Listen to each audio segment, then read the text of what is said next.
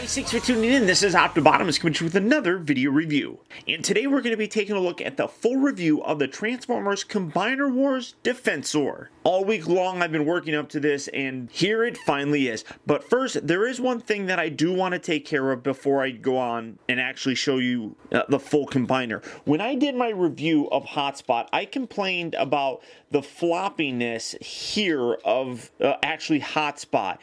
Now, as you can see, that is really kind of unfortunate. It's not terribly bad, but I did mention it, and it was one of my actual criticisms. Now, I don't know how well this is going to come across, but actually, there is a way, and I do want to thank my friend Gussimus, who actually pointed this out. It's not in the instructions, and it's not all that easy to see, because as you can tell, this is black, and it kind of gets all in here.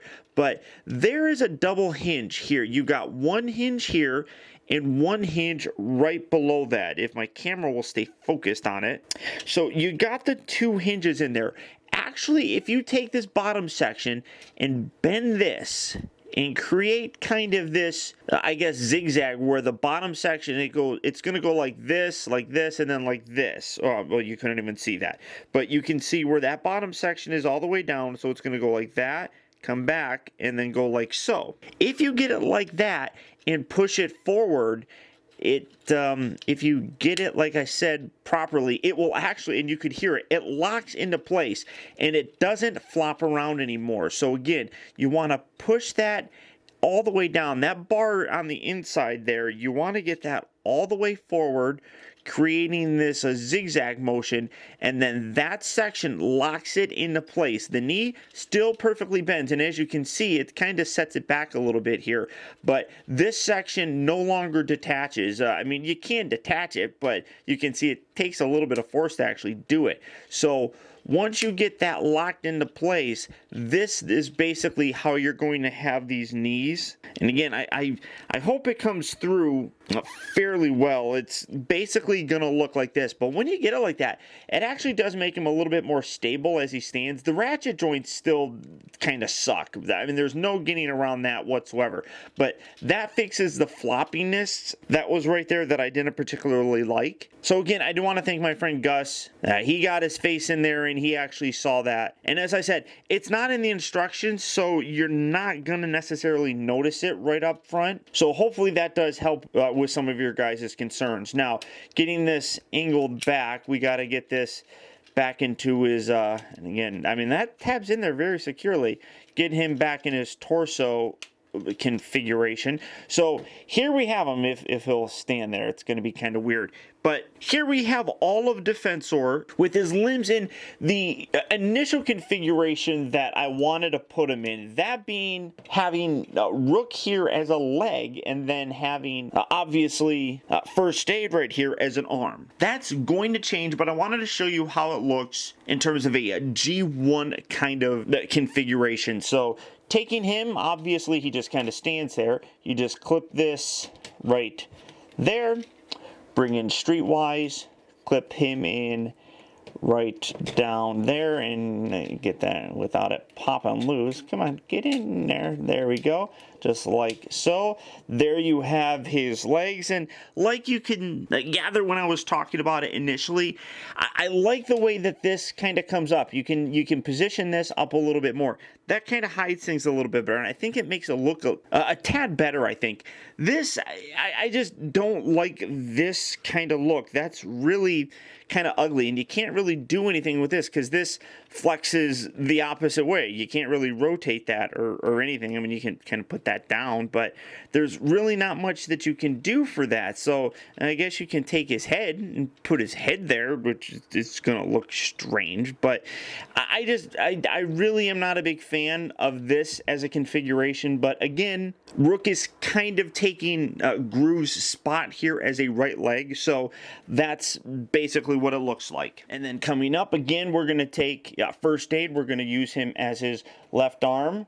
That slots in very nicely. Just kind of angle that like so. And here's Blades. This guy is the smallest of them, and probably looks the best, but when you get it done, there you get his arms out there. There you have them fully combined. Now, on Twitter and Instagram, I talked about how he's not as, I guess, great as I thought he was going to be. He has a tendency to hunch forward, number one, and that's just a problem with the hips.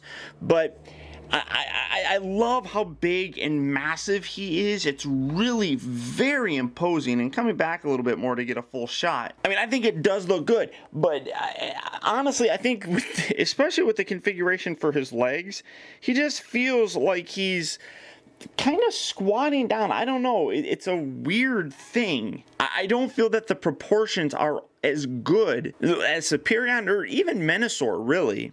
Don't get me wrong. I mean, he's still ridiculously cool. I really am happy with him. And like I said, he does have a tendency to lean forward, but he's massive and he's really cool. Now, as I talked about, I'm not a big fan of Rook here as a leg, but the only other character I really could, or I guess I feel comfortable swapping him out with, would be First Aid. So let's do a little flipping and flopping and some Scramble City magic and go from Defensor looking like this to looking like this. And I think that this overall just has a better look to him. I mean, as you can see, the arms are still really big. That's nothing that you're going to be able to change. I mean, you can kind of mitigate it by maybe turning the arms like that, and I kind of like taking this, and you can angle that down. It just gives it a more slender of a look, I suppose. But I think with the legs like this, I just think it looks a little bit better. I'm more pleased with it like that. So for me, that's how I'm going to display them. It's personal preference, and you can do whatever you want with them. But obviously, for my collection,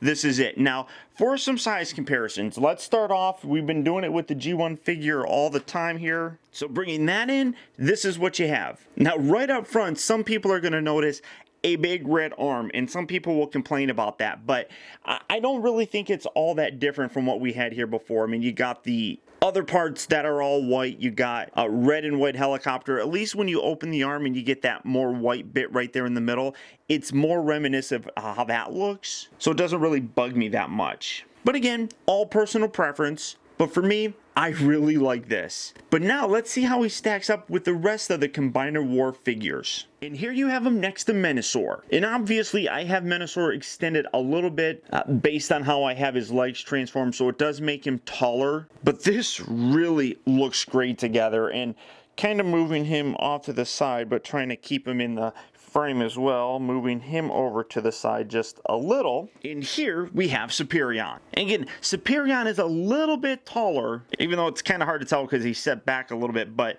these guys really do absolutely look terrific together. Again, they're not third-party figures, so they're not going to be the greatest of all time. You aren't paying $100+ for each individual part. So that being said, price-wise, these are well worth it. And I honestly cannot give Hasbro enough credit. This really is a terrific looking trio. So there you guys have it, your look at the new Combiner Wars Defensor. This guy is terrific. Despite the fact that I have some kind of nagging complaints about Hotspot, he comes together as a torso very nicely. In terms of blades, first aid, and streetwise, since they utilize basically the same mold as other figures that we got, there's really not anything negative that I can say about them. They work beautifully. The new guy Rook, while he's not Groove, fits in pretty nicely as well. And when I finally do get Groove, I'll bring Defensor out again, and I'll show you how we can have fun with him as part of the Combiner Wars.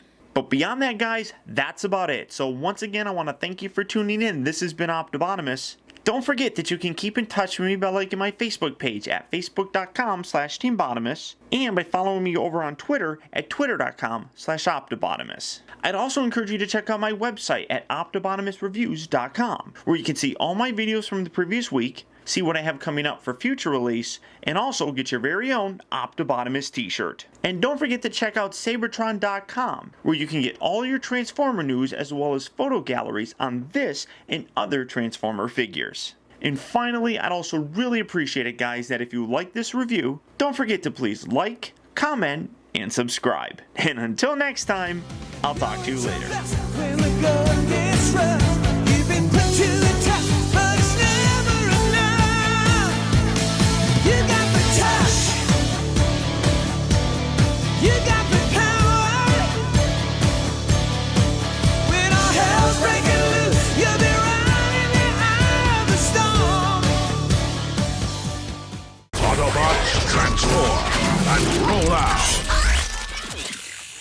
Dismissed.